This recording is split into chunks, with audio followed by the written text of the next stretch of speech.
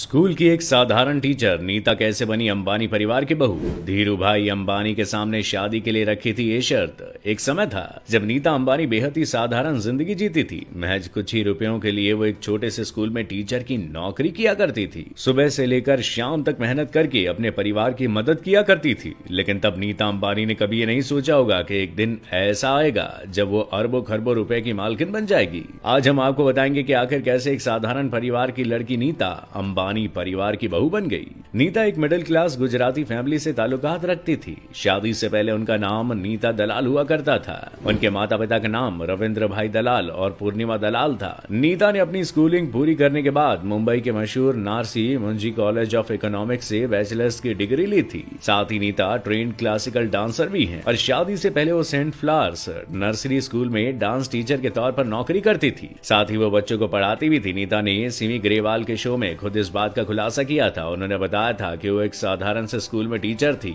और उस वक्त उन्हें सैलरी के तौर पर हर महीने 800 रुपए मिलते थे।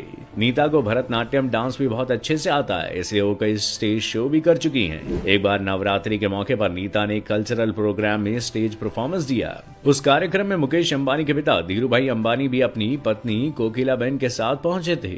धीरू भाई अंबानी ने पहली नजर में नीता को पसंद कर लिया और फिर उन्होंने मन ही मन नीता को अपनी बहू बनाने का फैसला भी कर लिया। बस फिर क्या था, धीरू भाई अंबानी ने बिना किसी देरी के प्रोग्राम के आयोजकों से नीता के बारे में जानकारी ली और उनका नंबर पता कर नीता के घर पर फोन किया। जब कॉल पर धीरू भाई अंबानी ने अपना नाम बताया तो नीता को लगा कि ये कोई रॉन्ग नंबर है, तो उन्होंने कॉल कट कर दिया। लेकिन उन्होंने दोबारा कॉल करके कहा कि वो सच में धीरू भाई अंबानी बोल रहे हैं और फिर उन्होंने नीता के माता पिता से आगे की बातचीत की और कहा जाता है कि धीरू भाई के बुलावे पर नीता अंबानी हाउस में पहुंची और वहीं पर उनकी मुलाकात मुकेश अंबानी से हुई। इसके बाद दोनों ने एक दूसरे के साथ ज्यादा से ज्यादा वक्त बिताना शुरू कर दिया था और धीरे धीरे नीता और मुकेश दोनों एक दूसरे को पसंद करने लगे। फिर एक दिन मुकेश अंबानी ने नीता को प्रपोज करने की ठान ली। ये कहानी भी बड़ी दिलचस्प थी और कहा जाता है कि मुकेश अंबानी ने नीता को किसी खास रेस्टोरेंट या समुद्र किनारे नहीं बल्कि बीच सड़क पर ही शादी के लिए प्रपोज किया था। जी हाँ, दरअसल एक बार नीता और मुकेश कार से मुंबई के पेडर रोड जा रहे थे। तब अचानक मुकेश अंबानी ने कार रोक दी और नीता से पूछा कि मुझसे शादी करोगी।